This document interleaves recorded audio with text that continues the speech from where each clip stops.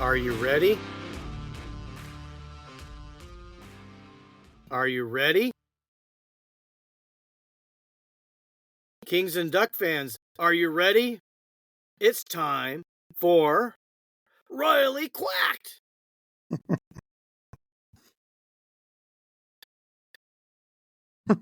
Today's episode, we're going to be giving you news.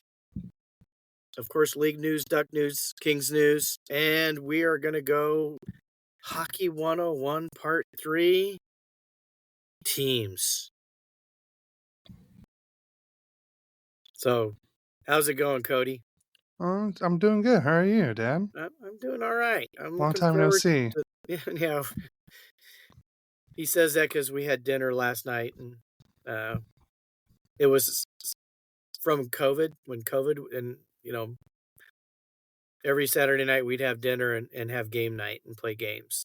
We don't do it every Saturday night here lately because we're just all so busy, but we did it last night and had a blast.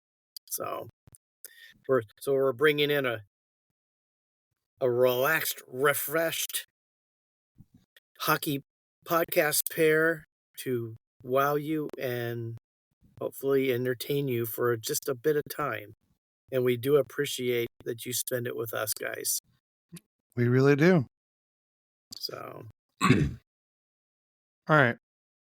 So I've been bad at this lately, but you ready for a trivia question? oh, no. I'd forgotten about that. All right.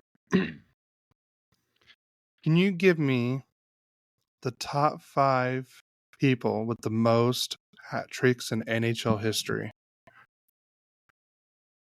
Top 5 most hat tricks in NHL history. Oh my God. You should be able to get Wayne for Gretzky. sure. Yeah, number 1 with 50. Alex Ovechkin. Just outside the top 5 with 30. He's number 6. Okay. Connor McDavid. He hasn't been playing long enough. He's not really a hat trick person. Okay. All right. Let me think here. Mike Bossy. Mike Bossy, number 3 with 39. Okay. So you just need number 2, number 4, and number 5. 2, 4, and 5. Okay. Let me. Because this goes over a long history, so I have to think of a big goal Most scorer. of these players are around the time you were watching hockey, as back then. I still watch hockey. What do you mean? I'm just saying these players are not current right now.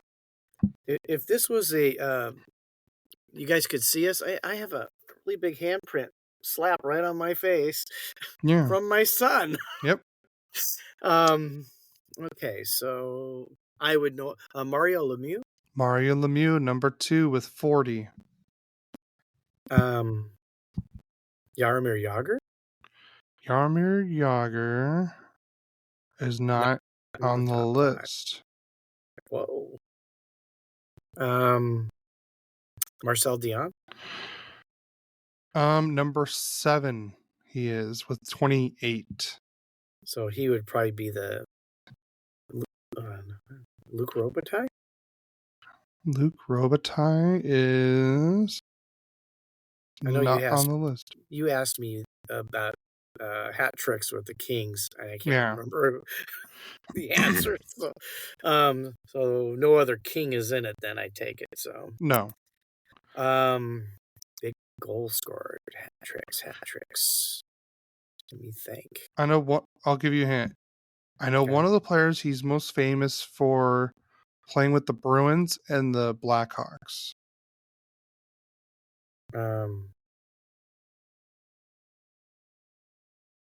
I believe it's Bruins and Blackhawks.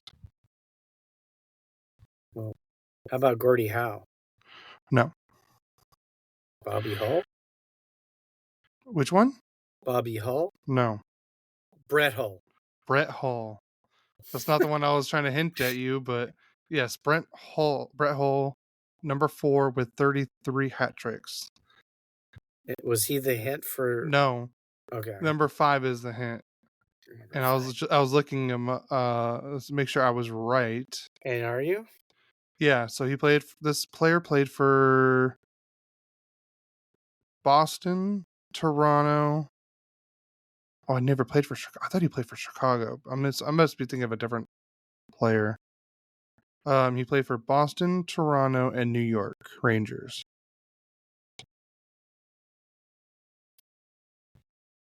That thing throws me off. Oh, he did play for the Chicago Blackhawks. He started with the Chicago Blackhawks. Okay, so I was right. Wow. I'm drawing a blank.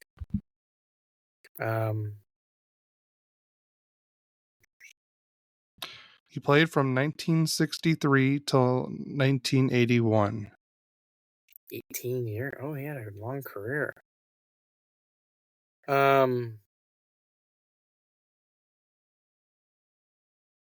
Gotta hate when I draw blanks. Give up? Yeah, I do. Phil Esposito.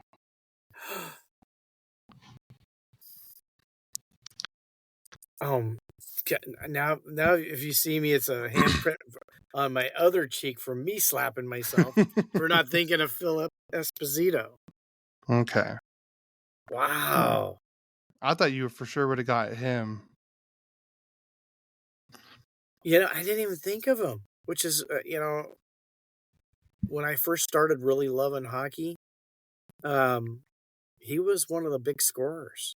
Yeah. And I'm shocked I didn't think of him. But me too. Well, he has been kind of out of the limelight for, 40 years? Yeah, true. All right. Let's move on to our team news. So I'll go first with the Ducks news. All right. All right. The Ducks will have their games broadcasted on Bally Sports for the upcoming season. Expect the games to be on Bally Sports SoCal and Bally Sports West. And I believe they are keeping John Allers and Brian Hayward as their commentators for this season as well. So, and then this is just came in before recording. Per Elliot Friedman, Radko Gudas will attend the North America NHL Media Tour next month. Friedman is speculating, that's a big word, speculating, that Gudas could hint, or that this could hint at Gudas becoming the next captain. Yeah. Which I probably would not mind, give him, he has 2 years left. He can always polish up the next McTavish or Carlson or, Terry, one of them. I think Terry's going to be a captain. He's either going to have an A or a C on his jersey this year, no matter what. So if anything, I'm guessing it's going to be probably Gudas as captain, if this is what they're saying, and then Terry and Fowler as the A's. That's what I'm going to be guessing. You heard it first on Royally Quacked. Cody. All right. And that's it for Ducks news. I have a lot less Kings news, but I'm going to start off with a minor signing. The Reign signed forward Bryce Brodzinski. There was no term on that. I think he was drafted 7th round by Toronto, and is just like a free agent. Or I don't know if maybe he was drafted and never signed by them.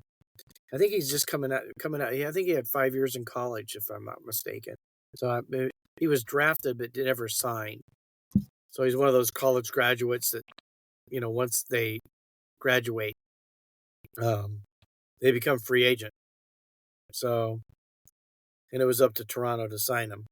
Other good news is Eric Porttilo signs a 3-year, $783,333 AAV contract. So Eric Porttilo is going to be a reign or a king here. I think he's going to be a king next year, not this year, unless injuries happen. So, and the biggest news is yesterday, happy birthday, Cap, on Zay Kopitar's birthday.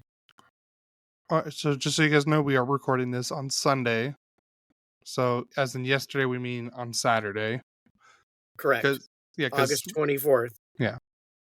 On Otherwise Kobe Bryant known Day. as Kobe Bryant Day for 8 and 24. Yep. And his birthday was 8/23. So anyways, and that's King news.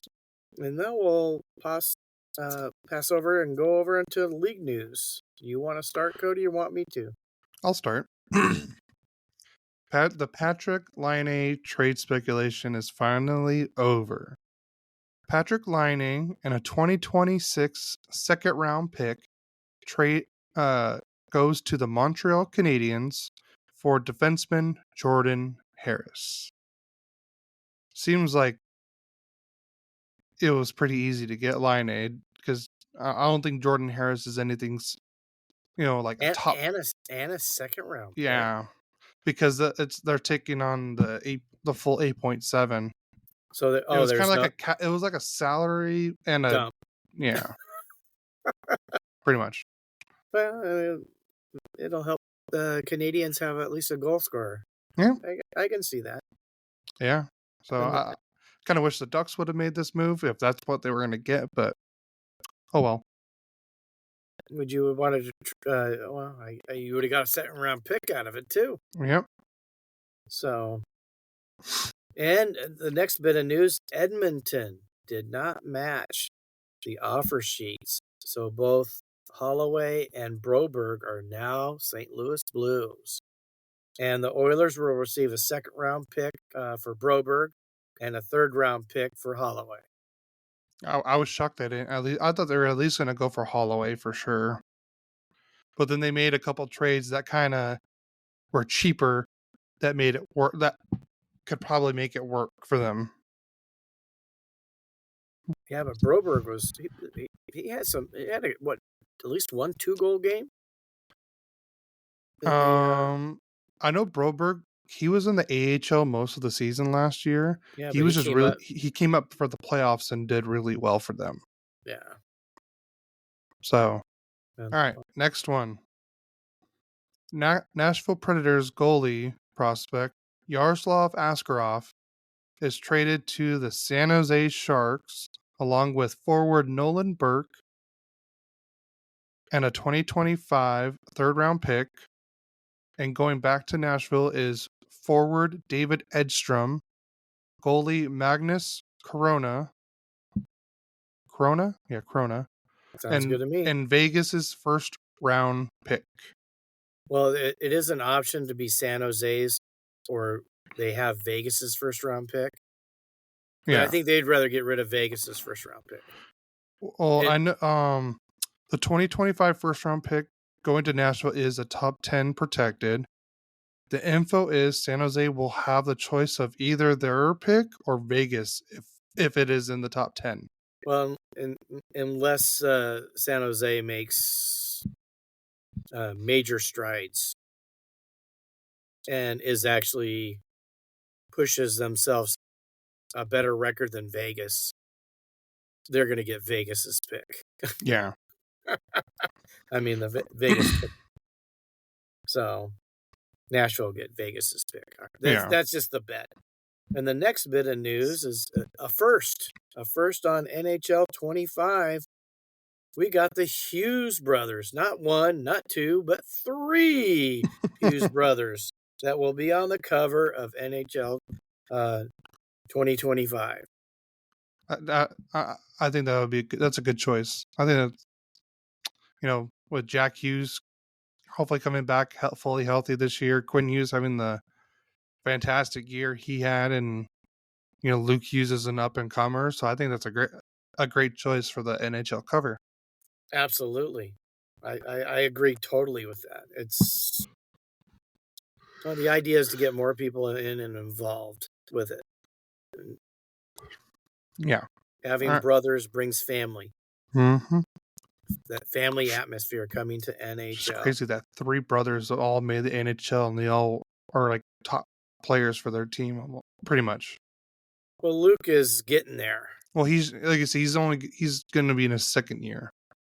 Yeah, but he might have been expected to be the best. Yeah, We'll that's see what I if heard. that's actually true. Yep. But All could you right. imagine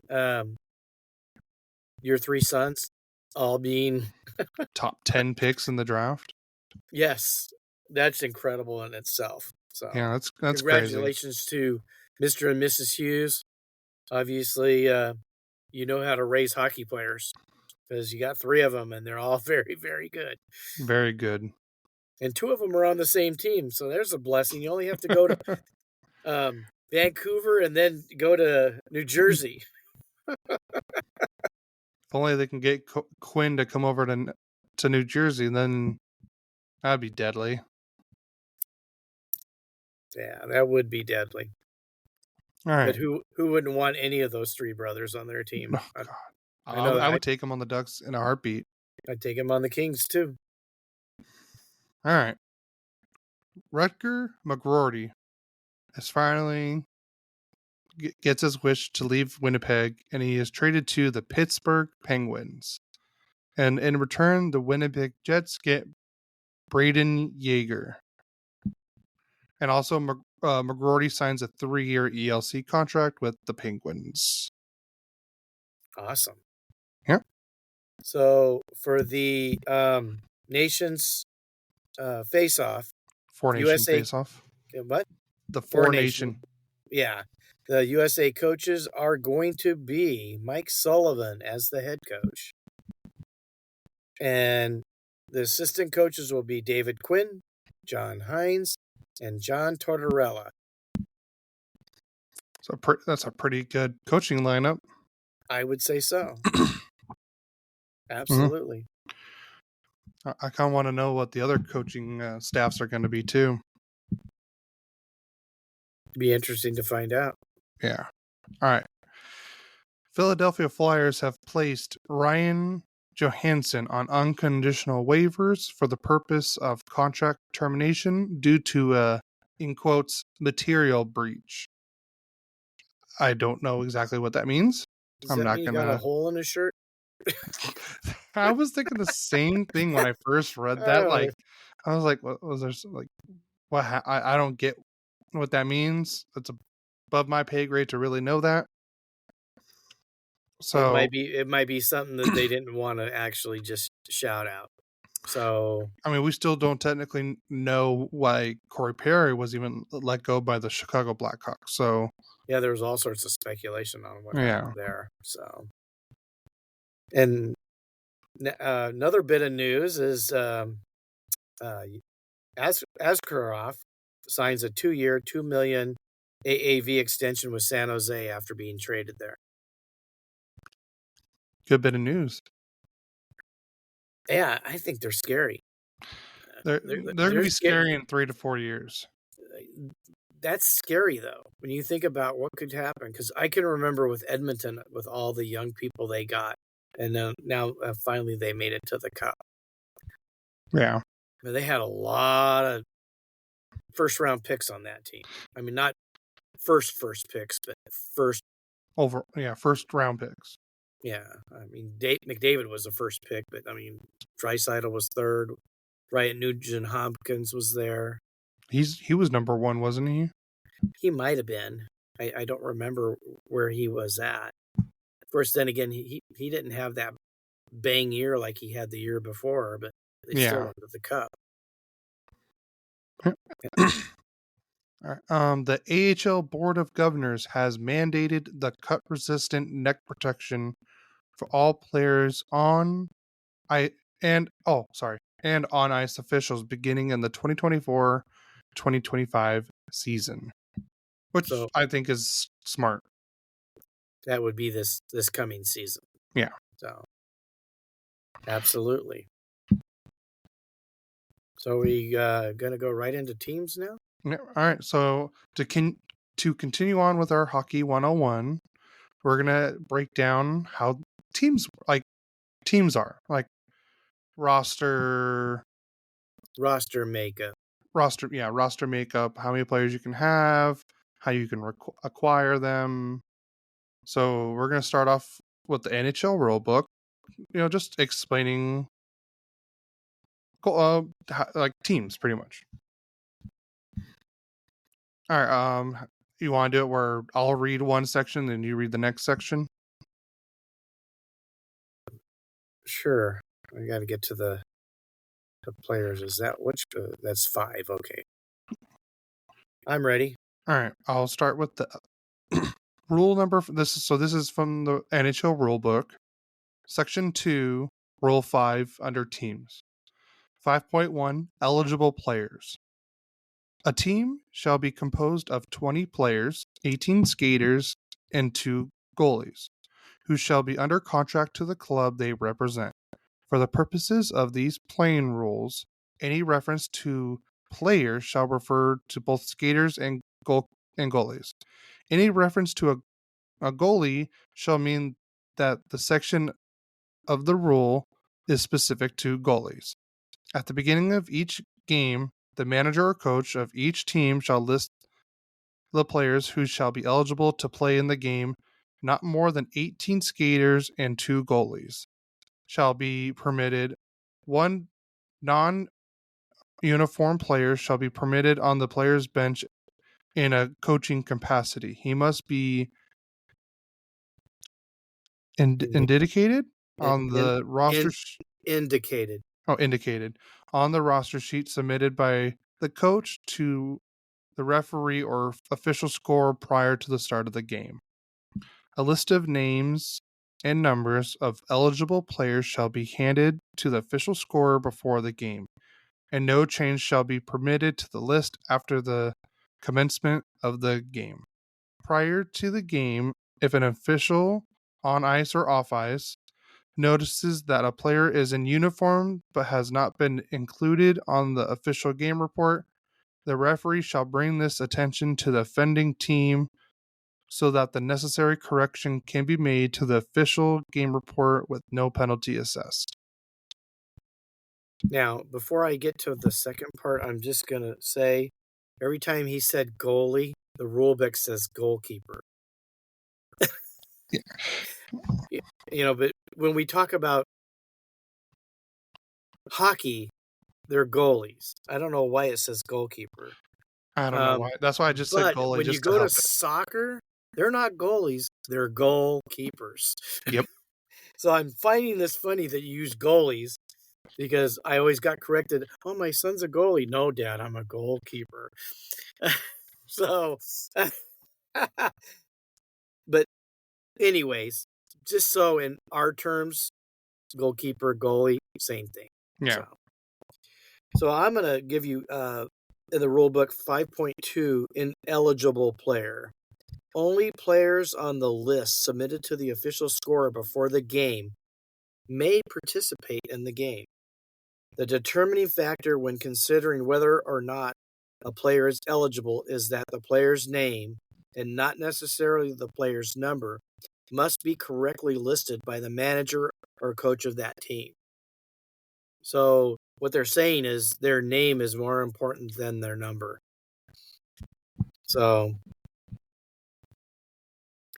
whenever an ineligible player is identified to the referee, the ineligible player will be removed from the game and the club shall not be able to substitute another player from its roster.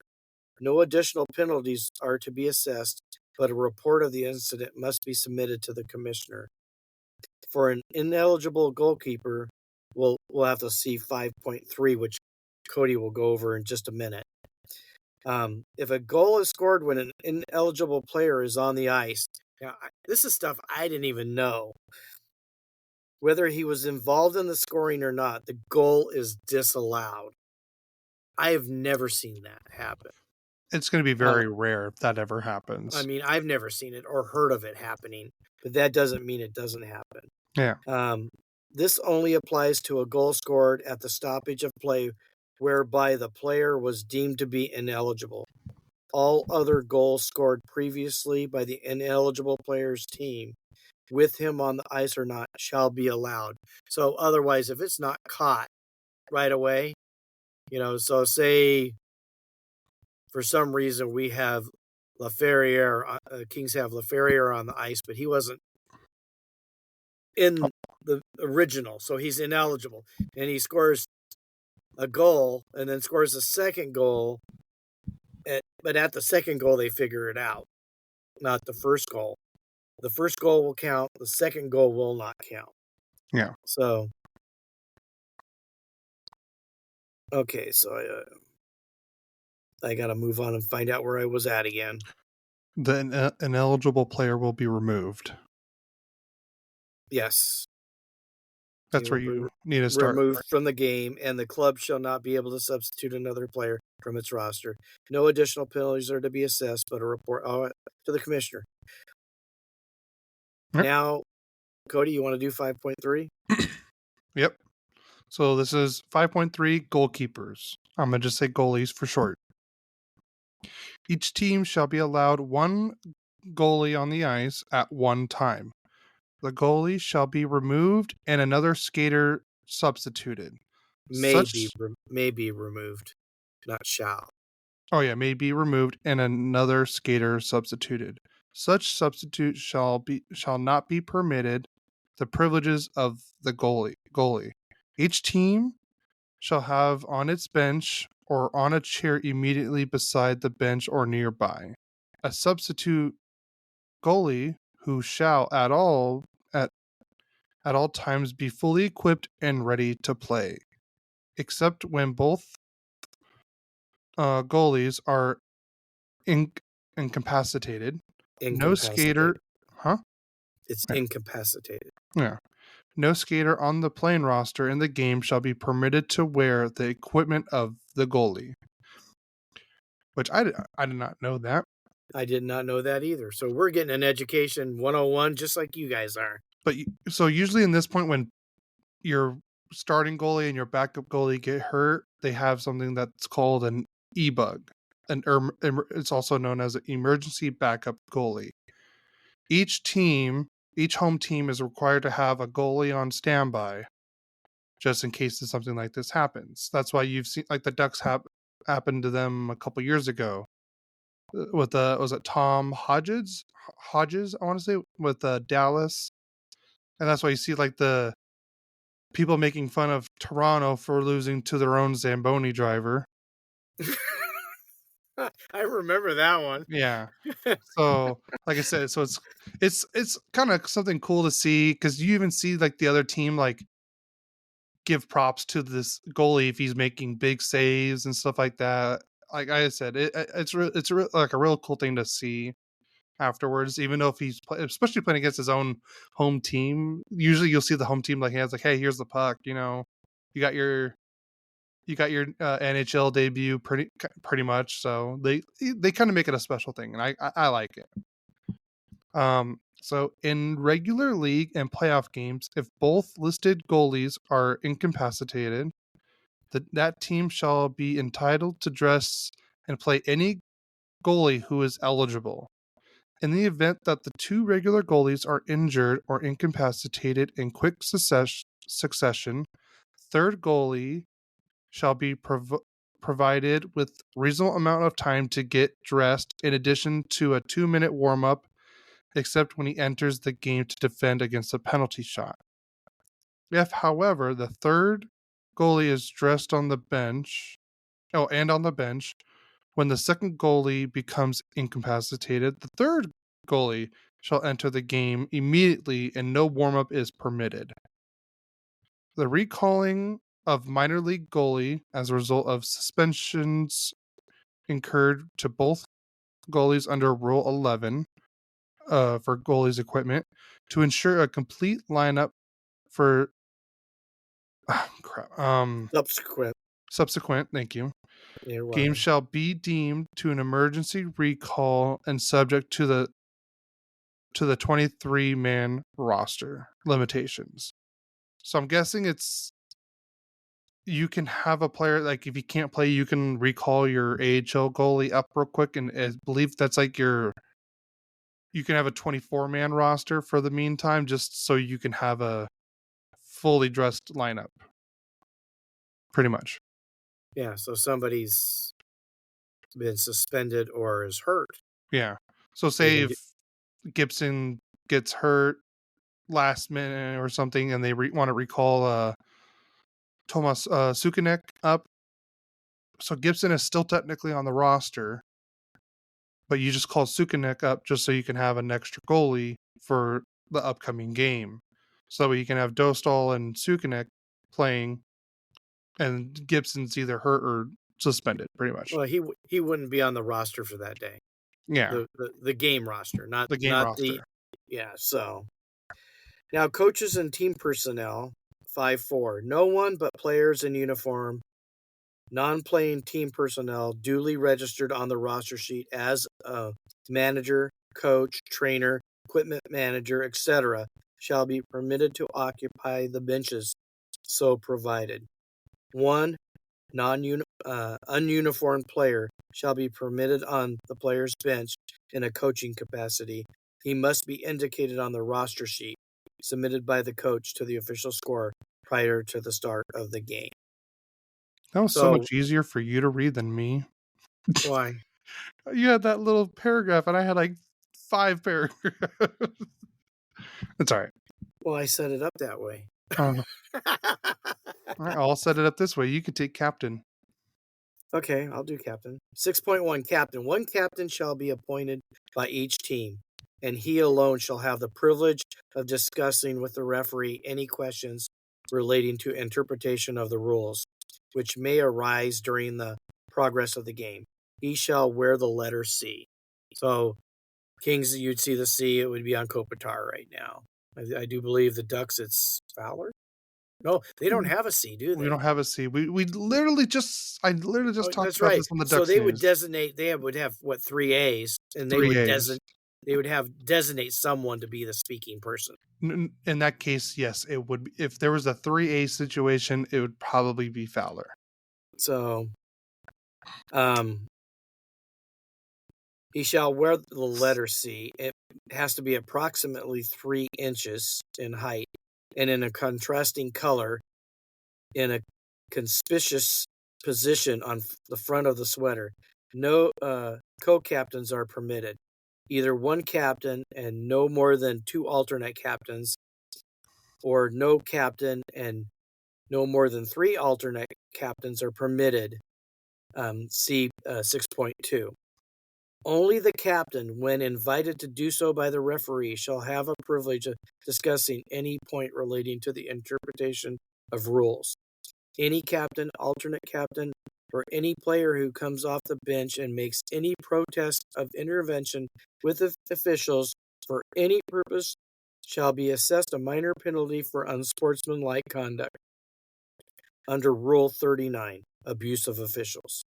Should this protest continue, he may be assessed a misconduct penalty, and if further continues, a game misconduct penalty shall be assessed. A complaint about a penalty is not a matter of relating to the interpretation of the rules, and a minor penalty shall be imposed against any captain, alternate captain, or any other player making any such complaint. The referee and the official scorer shall be advised prior to the start of each game the name of the captain and alternate captains of both teams. No playing coach or playing manager or goalkeeper shall be permitted to act as captain or alternate captain. Are you going to do alternate captain then? I'll do alternate captain. Well, you're really going to take the short one this time, huh? Yep, because I worked it out that way. Alternate captain 6.2. If the captain is not on the ice, an alternate captain on the ice shall be accorded the privileges of captain of the captain. Alternate captain shall wear the letter A, approximately 3 inches in height and in contrasting color, in a conspicuous position of the front of their sweaters. Only when the captain is not in uniform, or if there is no captain, the coach shall have the right to designate 3 alternate captains. This must be done prior to the start of the game. Okay, so we finished with captains. Mm-hmm. Now we're going to go to Rule 7, starting lineup. prior to the start of the game, at the request of the referee, manager, or coach of the visiting team is required to name the starting lineup to the referee or official. And we kind of went over that earlier. So, so keep reading is no change in the starting lineup of either team as given to the official scorer or in the playing lineup on the ice can be made unless reviewed and approved by the referee prior to the start of the game. So they can't make any changes after they've officially gave their lineups. Yeah. So. All right. Violation. 7.2. 7.2. For infraction of this rule, a bench minor penalty shall be imposed upon the offending team. This is an appeal play. It must be brought to the referee's attention prior to the second face-off in the game. There is no penalty to the requesting team if their appeal is unsustained. The determining factor is the player or goalie's name, and is not necessarily the player or goalie's number, must be correctly listed by the team. In the event a team scores on the first shift of the game and is brought to the attention of the referee by the opposing team that the team that scored did not have the correct starting lineup on the ice, the goal shall be allowed and a bench minor penalty assessed to the offending team for having an improper starting lineup. If the team that scores a goal on the first shift of the game challenges the starting lineup of the opposing team, and the opposing team did not have the correct starting lineup, the scoring of the goal would nullify the bench minor penalty and no further penalties will be assessed.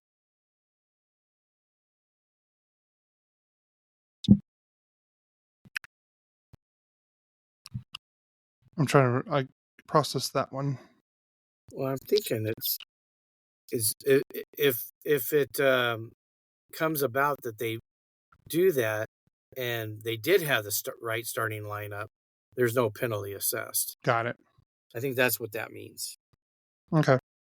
So now we're going to go to Rule 8 and talk about injured players. When a player is injured or compelled to leave the ice during the game, he may retire from the game and be replaced by a substitute. But play must continue without the teams leaving the ice. During the play, if an injured player wishes to retire from the ice and be replaced by a substitute, he must do so at the player's bench and not through any other exit leading from the rink. This is not a legal player change, and therefore when a violation occurs, a minor bench penalty shall be imposed. If a penalized player has been injured, he may proceed to the dressing room without taking a seat on the penalty bench.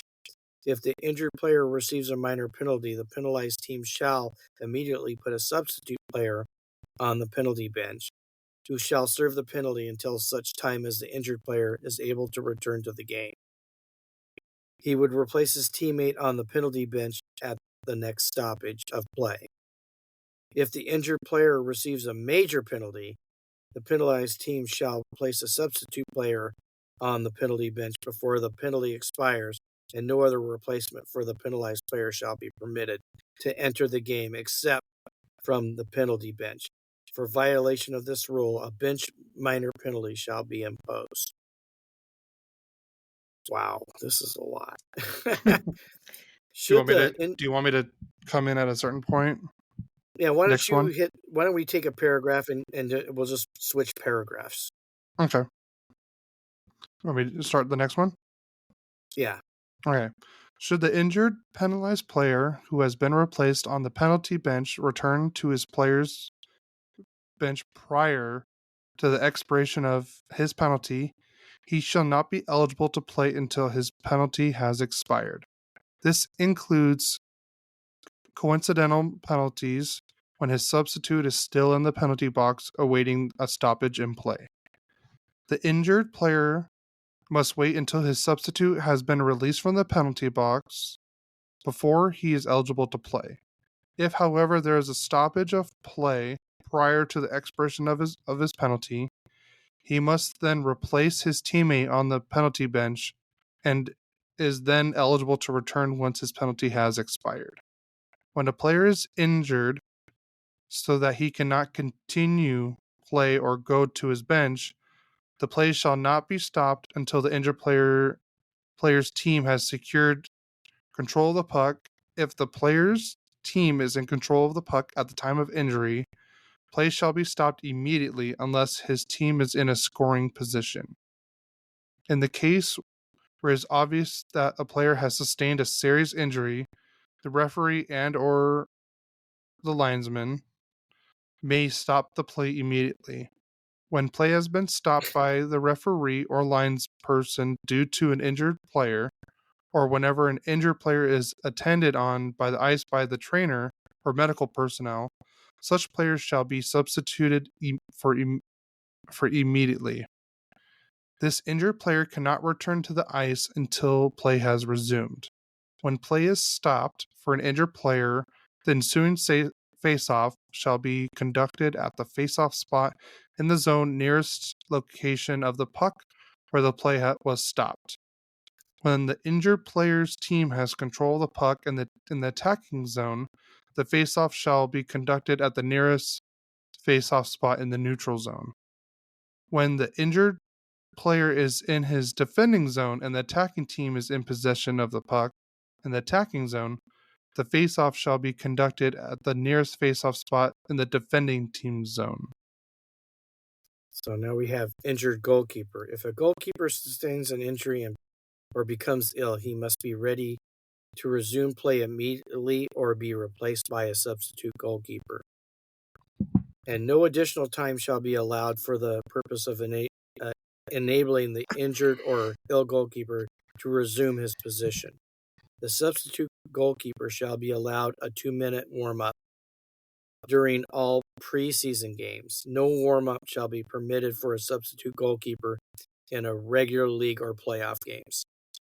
The referee shall report to the commissioner for disciplinary action any delay in making a goalkeeper substitution. The substitute goalkeeper shall be subject to the regular rules governing goalkeepers and shall be entitled to the same privileges. When the substitution for a regular goalkeeper has been made, such a regular goalkeeper shall not resume his position until the next stoppage of play.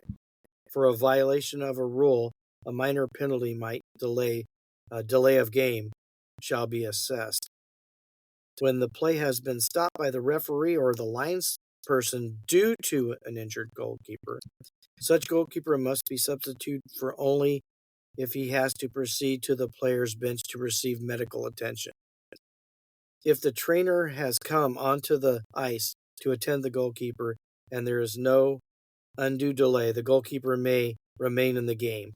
However, no additional time shall be permitted by the referees for the purpose of enabling the injured goalkeeper to resume his position, i.e., no warm up. All right. And last bit for players is 8.3 blood. A player who is bleeding or has visible blood on his equipment or body shall be ruled off the ice at the next stoppage of play. Such players shall not be permitted to return to play until the bleeding has been stopped and the cut or abrasion covered, if necessary. It is required that any affected equipment and or uniform to be properly decontaminated or exchanged. So one thing that could happen, and it happens to players and now goalkeepers, is something happens like their skate blade comes off. Yeah. And you'll see them come off the ice. And they won't go back on the ice, but that isn't... A sub comes in for them because they'll just do the line change. They'll do it during play. They don't stop the game typically for it, though. Yeah. I've seen that happen quite a few times. So now we're going to move on to how NHL teams are built. So this is I found this website called thesoundofhockey.com. All right. So there's a few ways to acquire a player. And I'll go over the first one. The first one is pretty much how normal people usually come into the league is the NHL draft, entry draft.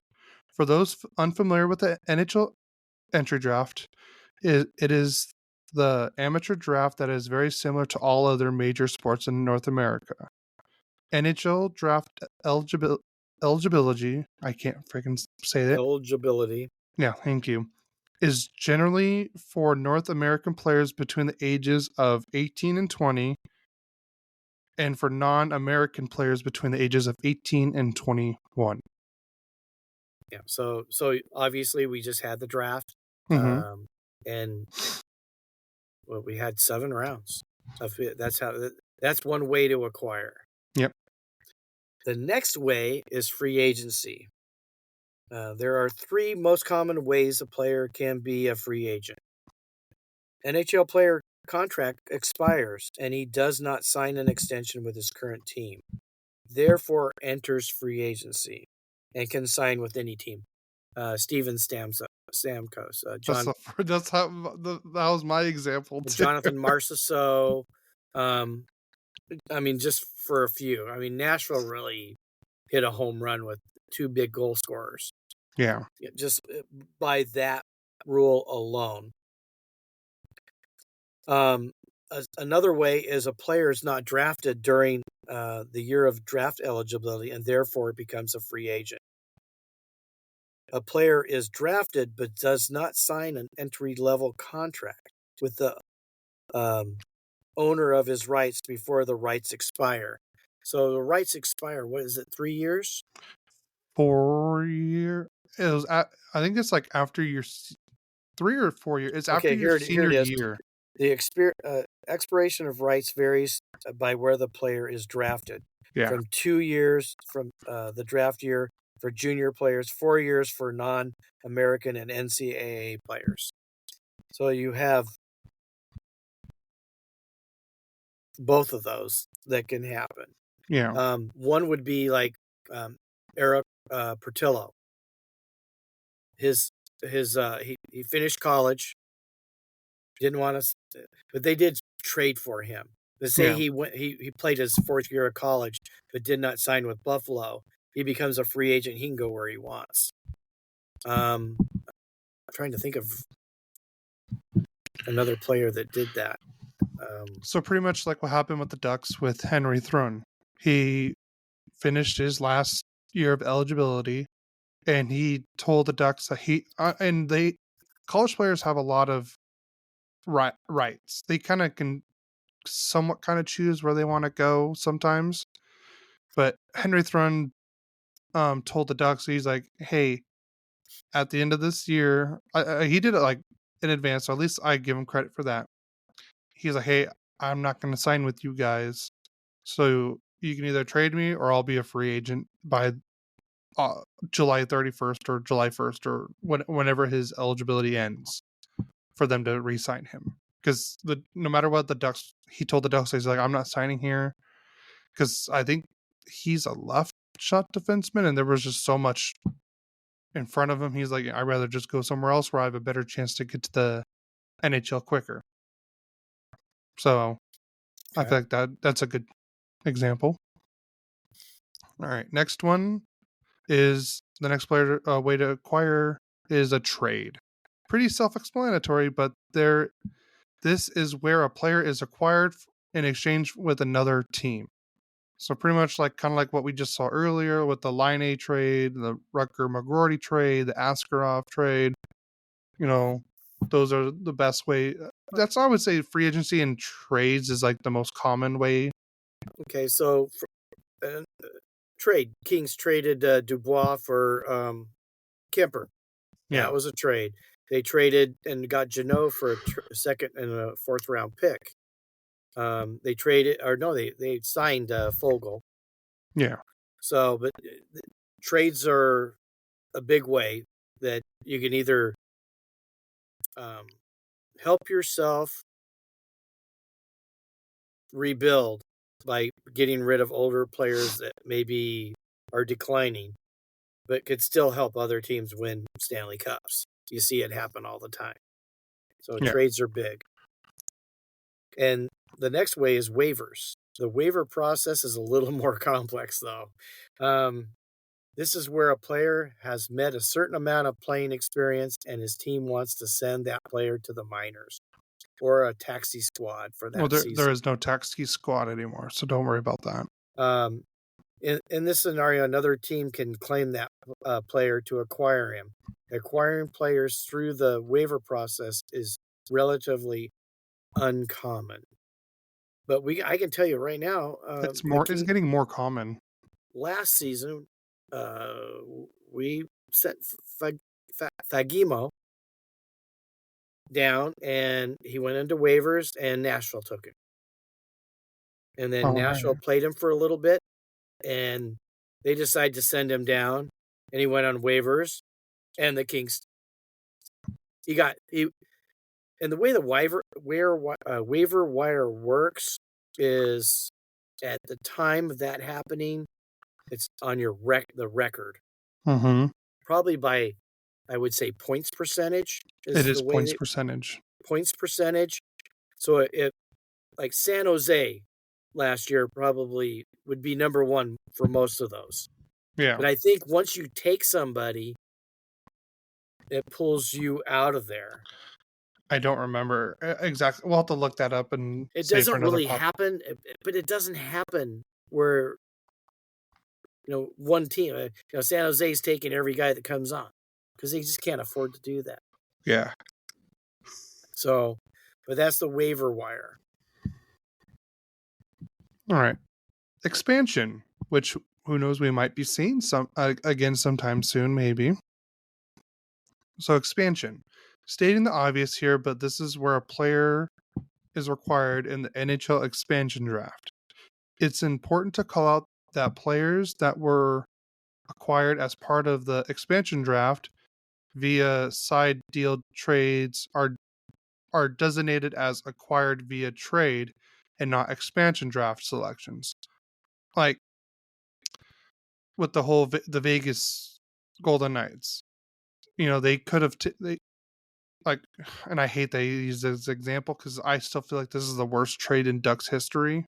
One of them is absolutely agree with you. Shea Theodore, the defenseman for the Vegas Golden Knights, who was a defenseman for the Anaheim Ducks. Shea Theodore is a good example, as he was traded from Anaheim to Vegas on the condition that Vegas would select Clayton Stoner in the expansion draft. In this scenario, Theodore would be acquired via trade, while Stoner was acquired via the expansion draft. So the Vegas pretty much told the Ducks, like, hey, we're going to take this player who we know you want to keep, but if you don't want us to take him, we'll take Clayton Stoner, someone that you probably don't really care about losing, but in return, you have to give us Shea Theodore. Yeah, and I do believe that player was Vatanen. I think it was Vatanen, I believe. And Sammy then they traded Vatanen for Henrik. A little bit later. Maybe what was that at the trade deadline? I think so. Season? But I mean, to me, that was absolutely a great trade by the Vegas Golden Knights. You no shut doubt about your it. mouth. But it was a great trade. I know. I mean, you look what they did. They made the Stanley Cup in their expansion year. I know. They were so smart. I mean, they knew how to play it. They knew how to play it, and the rules were so liberal. I mean, they weren't quite as liberal with Seattle. That's because everyone learned their lesson from Vegas. They weren't going to fall for the same thing a second time with Seattle. But I mean, Seattle still did a pretty good job. Not as probably good as Vegas, obviously. But, yeah. So I think that's probably why I think Vegas, before they even started their expansion draft, they bought the cat friendly, but back then, I think it was like General Fanager, the website was called, so that they knew the exact CBA rules, so that they knew they can but they can work around the CBA, so it's still legal to acquire these things and kind of manipulate their expansion draft. Yeah. So Yeah. But I think that's pretty much it. Pretty much ways to acquire Well, players. yeah, building through the draft is Well, we already talked about the draft, but yeah. but you look at the percentage of players that were drafted by their team. Vegas, can you believe it's 5%? Yes, because this is based in 2021. But they were only 5%, and this is what what was their first year? 2017. 2017. So 4 years later, they still only had 5%. That's because And at that, they always traded their players away. so where were the Ducks were in the upper third? They were at 50%. Kings were at 55%, and the top team at 2021 of drafting players was the New Jersey Devils at 65%. Yeah, so this was based in April of 2021 that this report was saying, So and then players that were acquired via trade. Let's see, Anaheim was close to bottom third at 30%. Kings were third to last in acquiring players via trade. they were tied for second to last with three other teams: Edmonton, Calgary, and Philadelphia And then at 15%. And then Kings are about in the free agency. They are about with 30% of their. They're about In the middle. in the middle, yeah. Right And in the the middle. Ducks are middle bottom, pretty much. Yeah. Yeah. But all right, you ready? Ready to get out of here? Yeah, I am. And just want to thank you guys for listening one more time. I know this one was a little more make you really have to listen. Yeah. Hopefully you enjoyed it. I learned some stuff I did not know. Me too. I mean, really, if you break down, being that we were both officials, not for AHL, but for other sports, the rule book, man, you got to know that rule book. Mm-hmm. So, It's like how Adam said last week. You know, he would read the rule book, and that's how he would talk to the referees. Well, I can tell you, if you walked up to me in a high school game and showed me the rule book, I'm tossing you right there. Yep. And I don't know of anybody that wouldn't done that knew that was what you were supposed to do. They were not supposed to come at you that way. I had a coach come out at me with his phone, trying to show me the rule, and I was like, what did I say? I was like, I'm like, so you're right now showing me a rule in the rule book, and he's like, yep. I'm like, all right, you're done. He's like, what? I'm like, yeah, you're. He's like, why? I'm like, you're not supposed to bring a rule book out to me like this. And I'm like, if anybody wants to know, it's called showing up the official. Yeah. Even if they're right, showing up the official. Mm-hmm. I have had a quick story. Oh boy. Troy Percival. I had Troy Percival. He was at the Moreno Valley High School, I believe, right? Yeah, it was Moreno Valley. The play happened where their kid. No, they were playing at Riverside Christian. What's the name of that school? Riverside Poly? No, the Christian school on Van Buren. Christian school. I can't remember the name of the school. Well, anyways, they were up. The ball was hit. It looked like a gapper. I was on the bases. We had first and third. One out. The guy catches the ball, and the runner from first thought it was going to go down. He was 5 steps from third base when he caught the ball. So I'm following him. And he went up, stepped second on base, and by the time he was halfway back to first, they threw to first base and got the out. Now, the runner from third waited till the guy caught the ball, then just ran home and scored. And Troy didn't want the run to score. He goes, "Hey, that's a double play. It was a force out." I go, "No, Troy, it was an appeal play. It's an appeal play. It's not like the ground ball, shortstop, boom, boom, boom. It's an outfield. The runner has to get back." So my partner called it that way. Troy had a problem with it. I had him the next week, and I told him I'd bring the rule. And the funny part about the story is you were there. Yeah. You came to. We had a meeting that night we were going to go to. So I was working with somebody else, and I went to With tell him Fred. the rule. What? Yeah, Fred Smith. God rest Fred's soul. Yeah. What a great guy Fred was. Anyways, when I got there, I went right over to talk to Troy, and he goes, "You know something? I couldn't sleep, so I called 4 different major league umpires. One of them called me back and said I was right." And he goes, "And I was ready for you to come after that." But then again, the next morning he thought about it, called me back and said, "No, they called it right." And so he was cool with it. So Troy was always a really relaxed coach. Like he would not like get mad. He would yeah. like, but he knew when he messed up, and I always respected Troy. Like he was always really cool. One of my favorite coaches to really ever umpire for.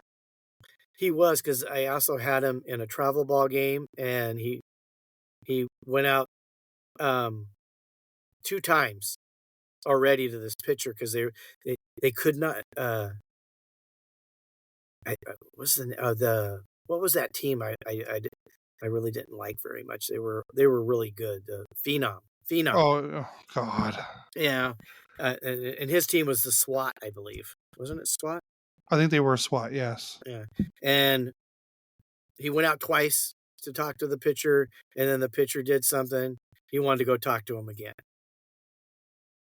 And I go, and he started walking away. I go, "So who you bringing in?" He goes, "Nobody." And I go, "What? That was your 3rd visit. Second visit. Second visit of the inning." It was a second visit. I'm sorry. He goes, "That was your second visit this inning. You have to take him out." He goes, "No, I don't. I have 3." I go, "Troy, I know you coach high school. You can get away with that in high school, but we're under the MLB rules for this."